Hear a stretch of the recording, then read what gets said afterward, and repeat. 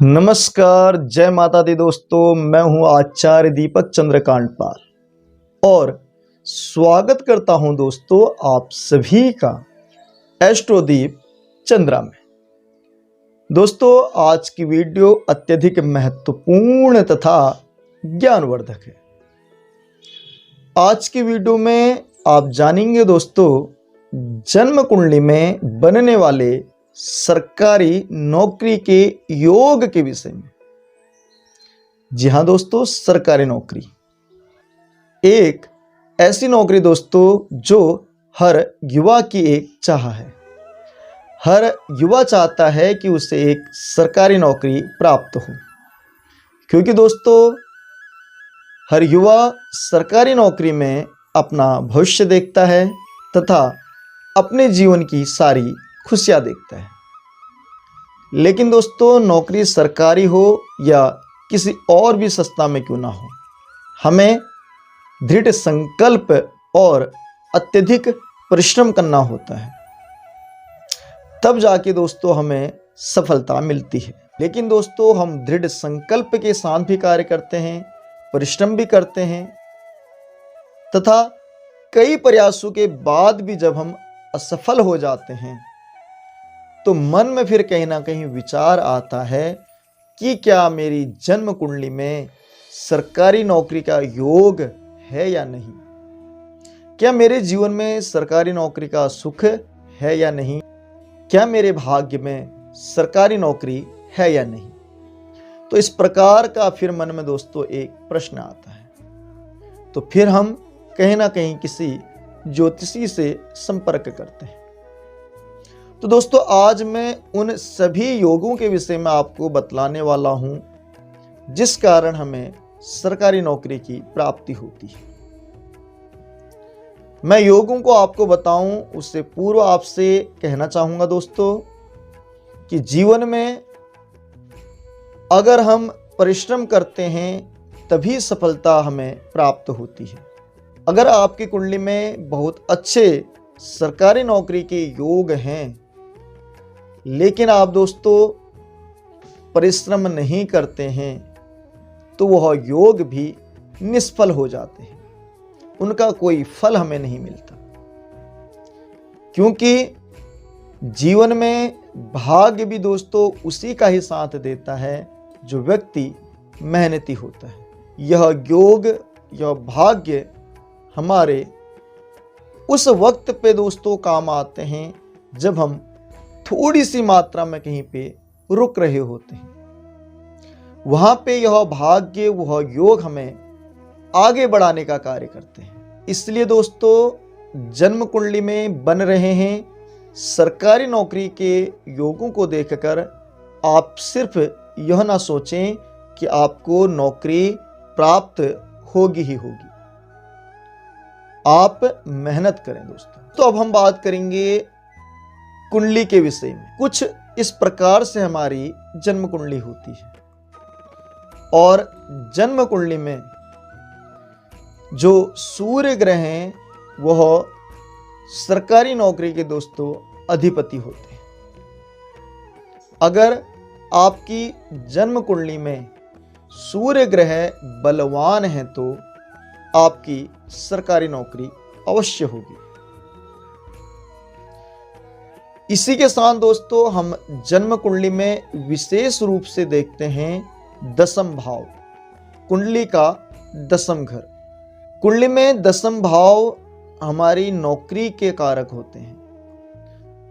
कुंडली में दसम भाव जहां से दोस्तों हम व्यवसाय के विषय में जानते हैं, किसी भी क्षेत्र में क्यों ना हो, हम यहीं से ही नौकरी के विषय में देखते हैं और यह भी देखते हैं दोस्तों कि आप किस क्षेत्र में कार्य करेंगे, किस क्षेत्र से जुड़े हुए कार्य अपने जीवन में करेंगे। लेकिन उस विषय में मैं आपको बाद में बतलाऊंगा। अभी मैं सिर्फ आपको कुंडली में बनने वाले ज्योतिषीय योग के विषय में बता रहा हूं। दोस्तों, इस कुंडली में जहां पे 10 लिखा हुआ है दोस्तों, वह होता है दसम भाव। आपकी कुंडली में 1 से लेके 12 तक कोई भी अंक इस स्थान पे हो सकता है। के साथ दोस्तों आपकी कुंडली में 1 से लेके जहाँ पे 12 संख्या लिखी होगी वहाँ तक 9 ग्रह भी विराजमान होंगे। किसी ना किसी भाव में, किसी ना किसी घर में पूरे 9 ग्रह बैठे होंगे। अब दोस्तों हमें सबसे पहले यह जानना होता है कि कुंडली में दशम भाव बलवान है या नहीं। अगर आपकी कुंडली में दशम घर बलवान है, इस भाव में सूर्य, मंगल, गुरु आदि ग्रह विराजमान हैं, शुभ ग्रह आपके यहाँ पे बैठे हुए हैं, उच्च राशि के बैठे हुए हैं, स्वगृह बैठे हुए हैं, तो आपको सरकारी नौकरी प्राप्त होगी। इसी के साथ दोस्तों हमें जन्म कुंडली में देखना होता है कि हमारा जो लग्नेश है, यहाँ पे 1 संख्या लिखी हुई है, वह लग्न है। आपकी कुंडली में इस स्थान पे कोई भी एक संख्या लिखी हो सकती है। अब हमें देखना होता है कि कुंडली का जो लग्नेश है, अगर वह दशम भाव में बैठा हुआ है, बलवान होकर बैठा हुआ है, अर्थात स्वगृह है, उच्च आदि का है, तो हमें सरकारी नौकरी की प्राप्ति होगी। अब दोस्तों उच्च ग्रह, स्वराशि आदि के विषय में आप तभी जान पाएंगे जब आपको ज्योतिष का बेसिक ज्ञान होगा। आगे की वीडियो में मैं आपको उच्च ग्रह, स्वराशि ग्रह के विषय में भी बताऊंगा। दोस्तों आगे हम देखते हैं कि अगर जन्म कुंडली में सूर्य और गुरु की युति हो, अगर यह दोनों ग्रह एक साथ बैठे हों, या सूर्य ग्रह और मंगल ग्रह बैठे हों, या मंगल और गुरु ग्रह एक साथ बैठे हो, तो भी हमें सरकारी नौकरी की प्राप्ति होती। इसी के साथ हमें जन्म कुंडली में केंद्र और त्रिकोण के विषय में भी जानना होता है। केंद्र कहते हैं दोस्तों 1, 4, 7 और दशम भाव को। इस कुंडली में जहां पे 1, 4, 7, 10 लिखा हुआ है, वह केंद्र का भाव है। आपकी कुंडली में भी दोस्तों इस स्थान पे कोई भी एक संख्या हो सकती है, लेकिन भाव यही रहेंगे।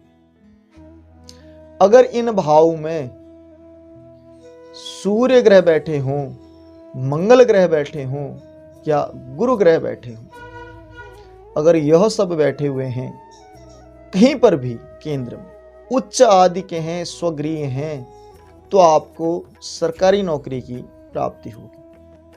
इसी प्रकार दोस्तों त्रिकोण में भी अगर आपकी कुंडली में पंचम भाव में तथा नवम भाव में सूर्य, मंगल, बृहस्पति ग्रह उच्च आदि के बैठे हैं या स्वगृह होकर बैठे हैं, तो भी आपको सरकारी नौकरी की प्राप्ति होगी। इसी के साथ दोस्तों आपकी जन्म कुंडली में सूर्य, चंद्रमा और बृहस्पति एक साथ बैठे होते हैं, तो भी आपको सरकारी नौकरी की प्राप्ति होती है।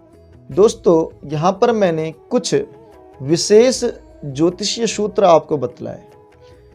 इसके अलावा भी दोस्तों बहुत कुछ हमें देखना होता है, हमें इनकी डिग्रियां देखनी होती हैं, और भी बहुत सारे योग होते हैं, उन्हें भी देखना होता है, तथा दशा किस ग्रह आदि की है वह भी हमें देखना होता है। शनि ग्रह की क्या स्थितियां आपकी कुंडली में, उस विषय में भी हमें देखना होता है। तो और भी बहुत सारे दोस्तों सूत्र होते हैं, लेकिन कुछ सरल सूत्रों को बताने का एक प्रयास मैंने यहाँ पे किया है। दोस्तों अगर आप विस्तार पूर्वक अपनी जन्म कुंडली के विषय में जानना चाहते हैं तो आप मुझसे संपर्क कर सकते हैं। इसी के साथ दोस्तों अब हम बात करेंगे कुछ विशेष उपायों की, कुछ ऐसे उपाय जिन्हें करने से हमें सफलता अवश्य मिलेगी। अगर हम कई बार प्रयास कर चुके हैं और फिर भी अगर हम असफल होते हैं तो हमें कुछ ऐसे उपाय कर लेने चाहिए। दोस्तों आपको भगवान सूर्य नारायण का पूजन करना चाहिए। दूसरा दोस्तों आपको आदित्य हृदय स्तोत्र का पाठ करना चाहिए। इसी के साथ दोस्तों आपको रोज भगवान सूर्य को अर्घ्य देना चाहिए। भगवान सूर्य को अर्घ्य देने के साथ ही ओम गृण सूर्याय नमः इस मंत्र का 108 बार कम से कम जाप करना चाहिए। आप रविवार का व्रत भी कर सकते हैं तथा भगवान सूर्य का जो माणिक्य रत्न है उस रत्न को भी आप धारण कर सकते हैं। इसी के साथ दोस्तों आप भगवान विष्णु जी और हनुमान जी का भी पूजन अर्चन कर सकते हैं, क्योंकि वह भी हमें सफलता प्रदान कराते हैं। तो दोस्तों उम्मीद करता हूं कि आज की वह जानकारी आपको अच्छी लगी होगी, यह वीडियो पसंद आई होगी। अगर वीडियो पसंद आए तो दोस्तों आप चैनल को सब्सक्राइब करें, वीडियो को लाइक करें तथा बेल आइकन दबाना ना भूलें, जिससे मेरी आने वाली प्रत्येक वीडियो आप तक सबसे पहले पहुंचे। जय माता दी।